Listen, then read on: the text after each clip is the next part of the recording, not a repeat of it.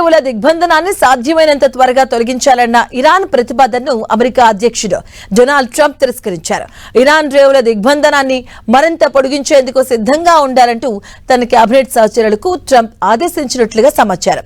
శాంతి చర్చలు విఫలమై హర్మోజ్ మూసివేత కొనసాగుతున్న నేపథ్యంలో ఇరాన్ పై ఒత్తిడి పెంచేందుకు ఇతర పద్ధతుల కన్నా నౌకారేవుల దిగ్బంధనానికి తాను అధిక ప్రాధాన్యం ఇస్తున్నట్లుగా ఇటీవల జరిగిన పలు సమావేశాల్లో ట్రంప్ తెలిపారు.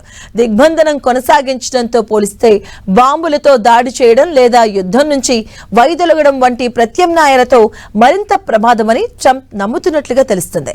ఇరాన్ పై అమెరికా కొనసాగిస్తున్న నౌకాదళ దిగ్బంధంపై అధ్యక్షుడు డొనాల్డ్ ట్రంప్ అత్యంత ధీమా వ్యక్తం చేశారు. ఇది జీనియస్ అని 100% విజయవంతమైందని కొనియాడారు. ఇరాన్ అణ్వాయుధాలను పూర్తిగా వదులుకుంటే తప్ప ఆ దేశంలో ఎటువంటి ఒప్పందాలు ఉండబోవని ఆయన స్పష్టం చేశారు. ఇరాన్ సైనిక సామర్థ్యంపై ట్రంప్ సంచలన గణాంకాలను బయటపెట్టారు. ఇరాన్ వద్ద ఇప్పుడు చాలా తక్కువ శక్తి మిగిలి ఉందని తెలిపారు. క్షిపణి తయారీ కేంద్రాల్లో 80% తాము ఇప్పటికే తుడిచిపెట్టామని, మిగిలిన వాటిని కూడా చాలా వేగంగా తొలగించగలమని ఆయన హెచ్చరిస్తున్నారు. ఇరాన్ను ఎట్టి పరిస్థితుల్లోనూ అణ్వాయుధాలను పొందనివ్వబోమని స్పష్టం చేశారు ట్రంప్.